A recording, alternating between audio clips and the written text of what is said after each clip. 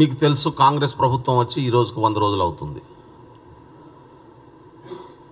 ఈ 100 రోజుల్లో తెలంగాణ ప్రజలు కోరుకున్న, తెలంగాణ అమరవీరులు కోరుకున్న తెలంగాణ రాష్ట్ర పునాదులు వేయడంలో కాంగ్రెస్ పార్టీ సక్సెస్ అయింది.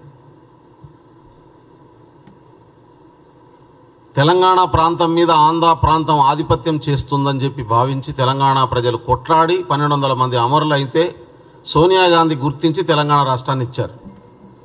కానీ 10 సంవత్సరాలు పాలించినటువంటి కేసీఆర్ అదే ఆధిపత్యాన్ని 1000 రెట్లు పెంచి స్వేచ్ఛ లేకుండా ప్రజల్ని అణిచేసేటటువంటి ప్రయత్నం చేశాడు.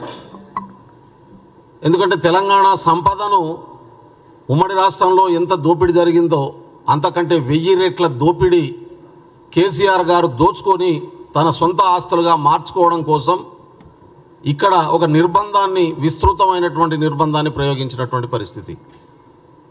ఎమ్మెల్యేలని కలవలేదు, ఎంపీల్ని కలవలేదు, సామాన్య జనానికి అందుబాటులో లేరు, ఓట్లు ఇచ్చినటువంటి ప్రజల్ని పట్టించుకునే నాదుడు లేడు, మాట్లాడితే కేసులు, ఇష్టం వచ్చినటువంటి పద్ధతుల్లో ఎమ్మెల్యేల మానిటరింగు, పోలీస్ స్టేషన్లో కాంప్లైంట్ ఇస్తే కూడా ఎఫ్ఐఆర్ చేయనటువంటి పరిస్థితి ఇది రాష్ట్రంలో కొనసాగింది. అది ఎక్కడ దాకా పోయిందంటే ఆ రోజు మీ అందరికీ తెలుసు, పెద్దలు గద్దర్ గారు ముఖ్యమంత్రిని కలవడం కోసం 3 గంటలు సీఎం క్యాంప్ ఆఫీస్ ముందు కూర్చున్న అపాయింట్మెంట్ దొరకనటువంటి పరిస్థితి. గద్దర్ గారు కూర్చున్నటువంటి బారికెట్లను రేవంత్ రెడ్డి గారు ప్రమాణ స్వీకారం చేస్తున్నటువంటి క్రమంలోనే కూలగొట్టినటువంటి అంశాన్ని సందర్భంగా నేను గుర్తు చేయదలుచుకున్నాను.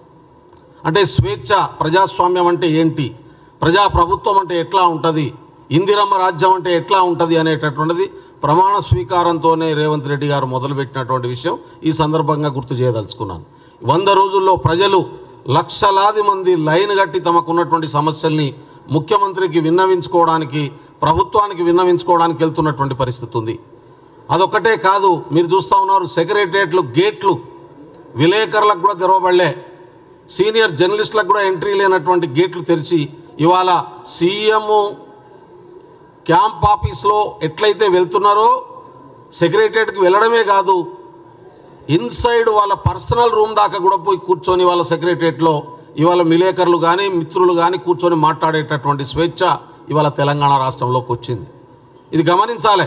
సీతక్క గారు సెక్రటరియట్లోకి పోదామంటే రాని అన్నటువంటి పరిస్థితి గతంలో, రేవంత్ రెడ్డి గారు సెక్రటరియట్కు పోదామంటే రాని అన్నటువంటి పరిస్థితిలో గతంలో ఏ పార్టీ నాయకుడు, సిపిఐ, సిపిఎం, ఏ పార్టీ నాయకుడు, ఎమ్మెల్యే, ప్రజాప్రతినిధి, ప్రజా సంఘాల నాయకులు, కుల సంఘాల నాయకులు, సామాజిక ఉద్యమకారులు, మేధావులు ఎవరు ఒక దరఖాస్తు ఇద్దామన్నా కానీ ఒక మంత్రి కానీ ఒక ఎమ్మెల్యే కానీ ముఖ్యమంత్రి కానీ అందుబాటులో లేనటువంటి ప్రభుత్వం గత ప్రభుత్వం అయితే ఇవాళ ప్రతి సామాన్యుడు పోయి కలిసి మాట్లాడుకొని ఇవాళ ముఖ్యమంత్రికి, మంత్రులకు, సెక్రటరీలకు కలిసి తమ బాధలు చెప్పుకునేటటువంటి ఒక ప్రజాప్రభుత్వం తెలంగాణ రాష్ట్రంలో ఏర్పడ్డది.